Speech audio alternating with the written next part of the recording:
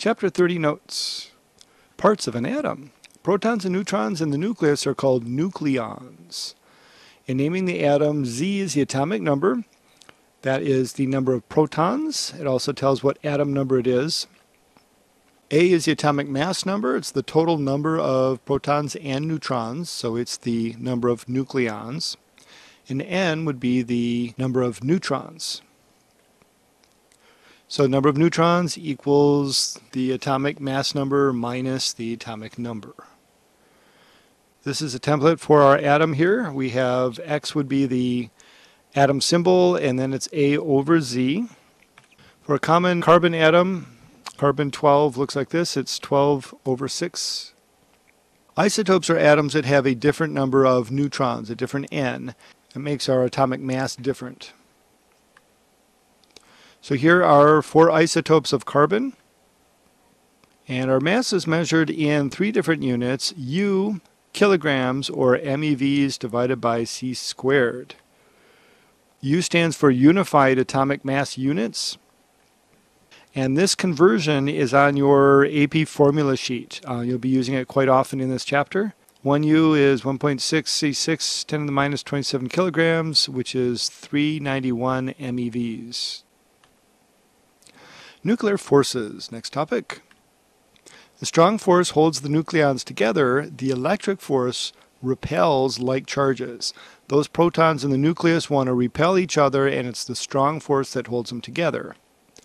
A strong force only works over small distances. As the nucleus gets larger and larger, that strong force gets weaker and weaker, and so there's a limit to how big an atom can be. The electric force works over any distance. The farther and farther and farther away, the weaker and weaker that force is, but the force always exists. Binding energy. There's a table on A12 in your book we'll be using for several of our homework problems. This is the difference in mass of the nucleons minus the mass of the complete atom.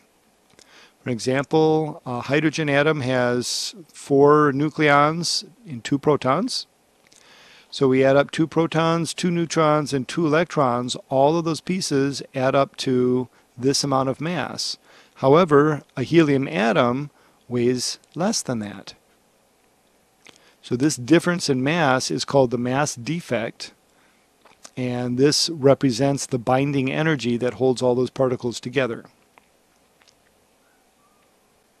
So I'm taking that difference in mass, I can convert it into kilograms, and then use Einstein's equation E equals mc squared to calculate how much binding energy there is for that atom. And this would also be the energy released if we bust it apart.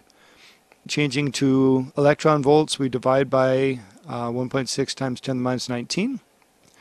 And since these numbers are so large, we're going to change it to mega electron volts. So that would be 28 mega electron volts, MeVs. Now we have a shortcut for this process. If we take that and use that first conversion I showed you, all we're doing is multiplying by 931, and we get that same number, 28 MeVs. Nuclear forces. The larger nuclides, the Coulomb force overpowers the strong force, causing instability. As the nucleus gets larger and larger, the strong force gets weaker and weaker and becomes unstable. Radioactivity is when these unstable nuclides of isotopes break down and eject particles. There's 3 types of radioactivity. First one is alpha particles. Alpha particles are a helium nucleus with a positive 2 charge, so there's no electrons. A beta particle is an electron, and this is ejected from the nucleus. It's not part of the orbiting electrons. And gamma radiation is high-frequency electromagnetic waves. It's not a particle. Transmutation is the changing of one element into another. So as a radioactive atom decays into a different atom, we call that transmutation.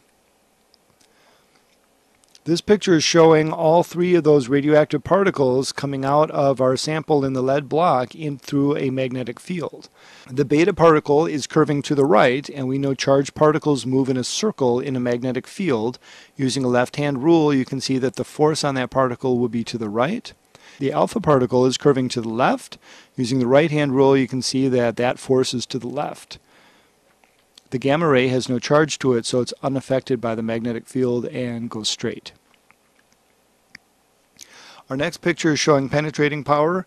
Alpha particles can't even make it through your skin.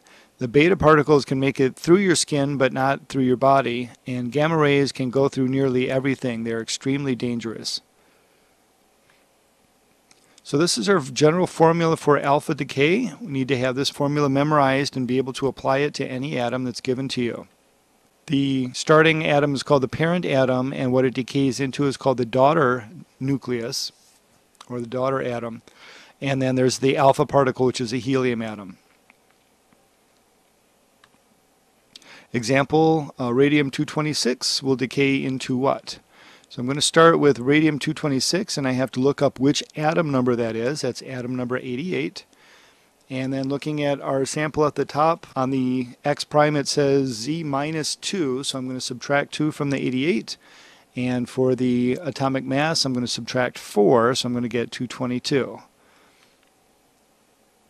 Now we have a rule that's conservation of particles. The top numbers all have to add up to the same thing on both sides of the equation. The bottom numbers have to add up to the same thing on both sides of the equation. Right? Then I can look up atom number 86 is Rn. Now the helium has a positive 2 charge because there's no electrons on it. And we also have a conservation of charge. That means the other atom needs to have a negative 2 charge. And the reason for that is the number of electrons from the initial radium is 88 electrons. And so the Rn also has 88 electrons. So it has 2 extra electrons. Special note, A is always conserved and charge is always conserved. For beta decay, a neutron turns into a proton plus an electron and a new particle called an antineutrino. It's a massless, chargeless particle. So a sample here, carbon-14 is going to decay into what? So on the bottom, it's carbon-6, and if we are changing one of our neutrons into a proton, we're going to have an extra proton, so it's going to go up to a 7. Atom number 7 is nitrogen, and the 14 on the top is the sum of neutrons and protons, and since we lost a neutron and gained a proton, the number still stays the same. It's still 14. This nitrogen will have a positive charge because the initial carbon had 6 electrons with it. So does this nitrogen. It'll have 6 electrons, so it's missing an electron. So this is the general formula for beta decay. The symbol for the antineutrino, the anti part is the bar over the top, and the symbol for a neutrino is the Greek letter nu. Now this one is the formula for beta plus decay. And that E plus is called a positron. And this occurs if there's more protons than neutrons. What's going on in beta plus decay is a proton turns into a neutron instead of a neutron turning into a proton. Notice that this one produces a neutrino, not an antineutrino. And it makes a positron instead of electron.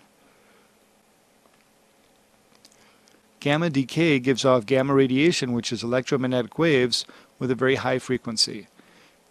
This is our general equation for that. And notice that the A and the Z stay the same. What we're changing is from an excited state into a normal state. The excited state is called an isomer. Isomers can occur through several processes. If they get hit with a neutron, a nuclear collision could excite our atom, or sometimes during beta decay, it could go through an extra step and make an excited state, or the isomer. Here's a diagram I got from the book of showing how a beta decay can go 2 different routes. It can go straight from the B12 to the C12, or it can do an intermediate step and have the isomer in between. Notice that this energy level diagram is similar to the electron energy level diagrams, except these aren't actually orbiting shells. They just draw it as the diagram to help us understand the energy levels. And also notice that these transitions are measured in mega electron volts, where the electron transitions are measured in electron volts. End of part 1.